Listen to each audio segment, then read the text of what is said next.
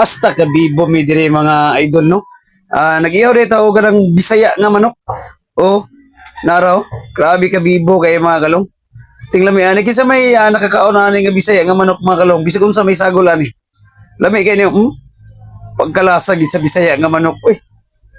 Ay na mga kalong, mga unta sa Bisaya nga manok. Pagkalami kaya ni mga kalong ay. Dikit-kit ginakuntil tungod sa kalami. Nga napoy sa sawan. Di man ni mawa ning tiil sa manok nya itutlo ni mo sausawan. Isa may muka hostil nga manok diha mga kalong. Tingnan mi ani mga kalong no. Oh, sa wala pa nato gikuan nagdakop pidaan og manok. Naagabi pud ka idlas kay tinangka lagi. Sa kung sa kuot mulugnot gyud. Pero pila ra sige no nadakpan.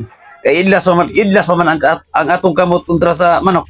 Dali ra kay na iyaw pa siplugro gyud ano gasa na yun. Tumatik butang iglamas pinasiplugro. Ay, di nadugay tak ang dayon. Para dali na maluto. Pagkadabis kay Bisaya nga manok mga kalong. Nung mga unta niyo mga kalong.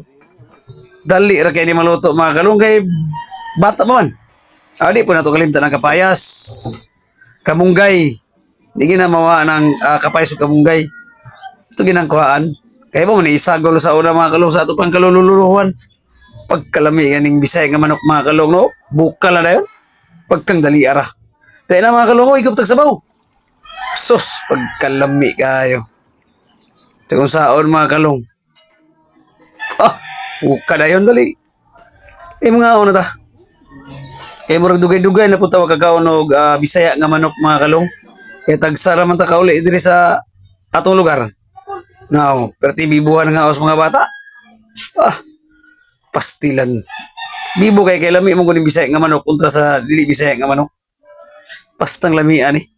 Nagkagubot miyos tungod sa pagkaon lagi sa isa kayaw. Ay sus, pagkalami higop sabaw eh. Lingo-lingo gus kalonggod. Kapayas unod pas manok. Nga mao to mga kalong. Dagang salamat sa iyong pagtan-aw sa akong video. At paki-share lang mga kalong. Dagang kayong salamat sa atong tanas video. Thank you mga kalong. Thank you.